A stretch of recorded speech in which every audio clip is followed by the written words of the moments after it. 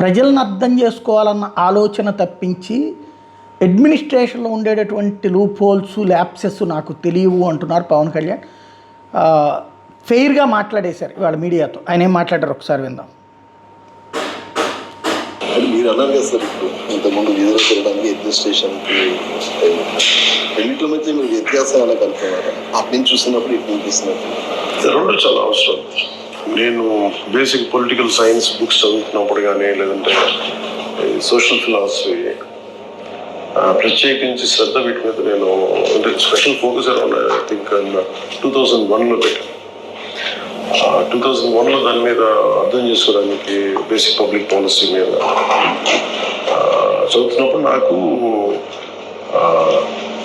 హెర్నాండో డిసోటో అని మన Peruvian economist, దాంట్లో నాకు ప్రేరణ ఏంటంటే నీకు ఏదైనా పెరువియన్ ఎకానమీ చాలా గందరగోళంగా ఉండింది ఆ టైంలో.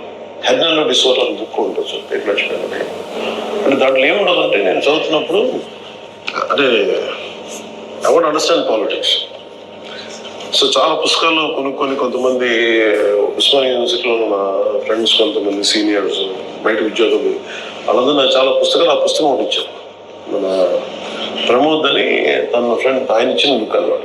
సో దాంట్లో నాకు తీసుకున్న సారాంశం ఏంటంటే ఆ టైంలో షైనింగ్ పాత్ గెరిలాస్ ఉండి యువత అంతా మావోయిస్ట్ మూమెంట్స్కి వెళ్ళిపోయేవాళ్ళు. ప్రత్యర్థుల్ని ఎదురు తిరిగితే ఈ టిపికల్ వాళ్ళ తెగల గొడవలు ఎలా మనది ఇదేమంటుంది స్కాల్ప్ కోసేసేవారు. అంటే అంత extreme Maoist violence inflicted country ఆ టైంలో 80sలో.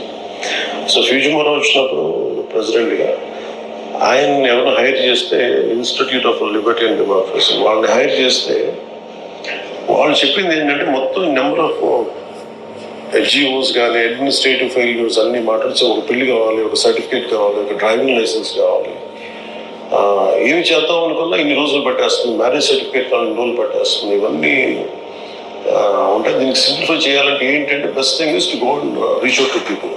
So they went to people. ఎందుకంటే నాకు ఆ పుస్తకం మొత్తం నాకు వాక్యం చాలా బలంగా పడుతుంది. ఇది అడ్మినిస్ట్రేషన్ అనేది జనంలోకి వెళ్ళాలి, ఆయన కోరుకుంటుంది అదే. కానీ ఆ వెళ్ళినటువంటి అడ్మినిస్ట్రేషన్ ఆపారన్న సంగతి మర్చిపోయారు. అదే జగన్మోహన్ రెడ్డి ఇంతకుముందు అమలు చేసింది. ఆ అడ్మినిస్ట్రేషన్ అనేది ఇంటికి వెళ్ళింది. ఆ ఇంటికి వెళ్ళిన అడ్మినిస్ట్రేషన్ మనం నిందించాం. ఇప్పుడు అదే అడ్మినిస్ట్రేషన్ అన్నటువంటిది ఫెయిల్ అవుతుందని ఉద్యోగులను తిడుతున్నాం. ఆ ఉద్యోగులు సక్రమంగా చేయట్లేదు కాబట్టినే, వాళ్ళ చేత చేయించడం సాధ్యం కాదు కాబట్టినే కొత్త వ్యవస్థను తీసుకొచ్చి సచివాలయం అని చెప్పి వాలంటీర్లని, వాళ్ళు కూడా ఒక 10 ఏళ్ళతో పోయిన తర్వాత ఇట్టగా తయారవుతారు. వాళ్ళు మొన్నటిదాకా కొత్త కాబట్టి ఆ ఉత్సాహంతో పనిచేశారు. వాళ్ళని ఇప్పుడు పక్కన పెట్టాం. అంటే నోట్లో ఉన్నటువంటి ముద్దను పక్కన పెట్టి కొత్త ఆహారం కోసం వెయిట్ చేస్తున్నాం.